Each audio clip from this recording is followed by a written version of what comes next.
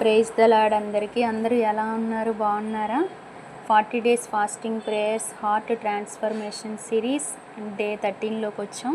మన థీము కృతజ్ఞత హృదయం మార్పుకి ద్వారం. వాక్యం 1 దెస్సలోనిక 5:18. ప్రతి విషయమునందును కృతజ్ఞతాస్తుతులు చెల్లించుడి, ఇలాగు చేయుట యేసుక్రీస్తునందు మీ విషయంలో దేవుని చిత్తం. మన హృదయం మారాలని మనం కోరుకుంటాం, కానీ చాలాసార్లు మన హృదయం ఫిర్యాదులతో నిండి ఉంటుంది.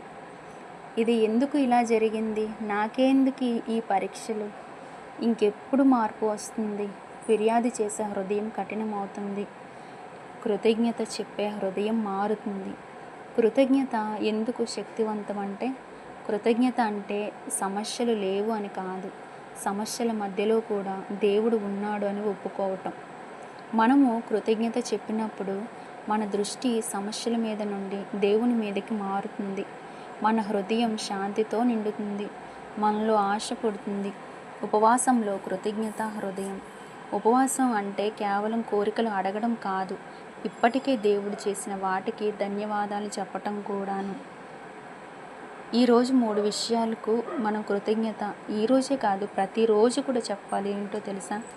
ఇంకా నీ ప్రాణాన్ని దేవుడు ఉంచినందుకు, దేవుని కృప నీ యందు ఉన్నందుకు, ఇంకా ముగియని నీ జీవితం దేవుడు నీ కొరకు ఇస్తున్నందుకు ప్రతి దినము కూడా నువ్వు కృతజ్ఞతాస్తుతులు చెల్లించాలి. కృతజ్ఞత హృదయము ఏం చేస్తుంది? ఆలస్యాన్ని విశ్వాసంగా మారుస్తుంది, నిరాశనను ఆశగా మారుస్తుంది. అర్థమైంది కదా? ఈ వాక్యం ప్రతి విషయమునందు నీకు జరిగిన, నువ్వు అడిగిన కార్యం జరిగినా జరగకపోయినా దేవునికి స్తుతి కలుగునుగాక, దేవునికే మహిమ కలుగునుగాక. యోబు ఏ రీతిగా ప్రతి విషయంలో అన్ని కోల్పోయినప్పుడు అతను ఏం పలికాడో తెలుసా? యెహోవాయే ఇచ్చెను, యెహోవాయే తీసుకొనెను. నా తల్లి గర్భంలో వచ్చినప్పుడు నేనేమీ తీసుకురాలేదు, నేను ఏమీ తీసుకుపోలేదు. ఆ రీతిగా ప్రతి విషయమునందు నీకు నష్టమే కలిగిన దేవునికి స్తోత్రం, దేవునికి మహిమ కలుగునుగాక.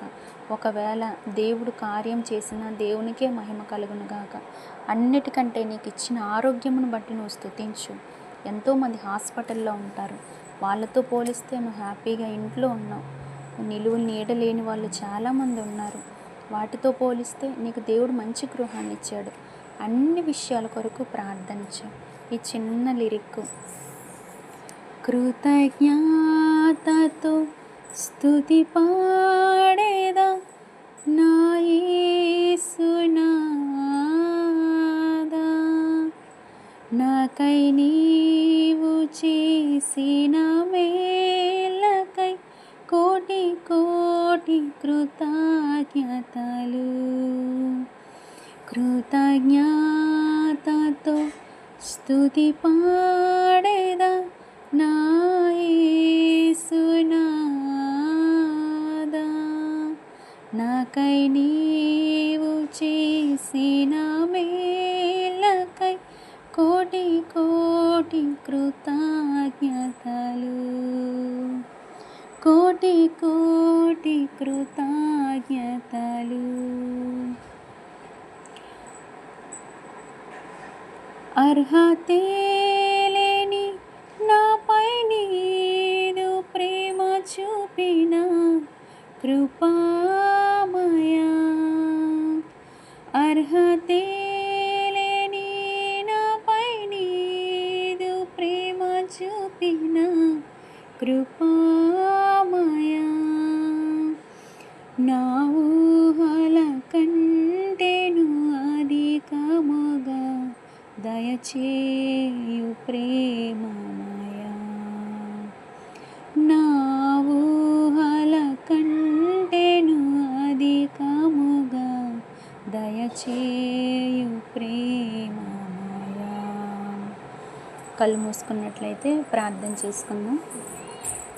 పరిశుద్ధుడా, గొప్ప దేవ, మహోన్నతుడు, ఆశ్చర్యకరుడు, అద్భుతకరుడు, ప్రభువా, సృష్టికర్తవు, సర్వోన్నతమైన దేవుడవు నీవు నాయన. దేవా, నిజమే తండ్రి, మాకు జీవమునిచ్చినది తండ్రి నీ ప్రేమయే, నీ కృపయే, నీ కనికరమే నా తండ్రి. ప్రభువా, యేసయ్యా, నీ కృపలో మమ్మల్ని భద్రపరుచుకున్నందుకు, మాకు ఈ జీవితాన్ని ఇచ్చినందుకు, ఈ దినాన్ని ఇచ్చినందుకు ప్రభా, ఇచ్చిన ఆరోగ్యమును బట్టి నేను స్తుతిస్తున్నాను తండ్రి. యేసయ్య, నీ సహాయం ఎల్లప్పుడూ పొందుకునేలాగా ప్రతి దినం ప్రతి విషయంలో కూడా ప్రభా నీకు కృతజ్ఞులై ఉండే కృప దయచేయండి ప్రభా. స్తుతించే మనసు మాకు దయచేయండి ప్రభా.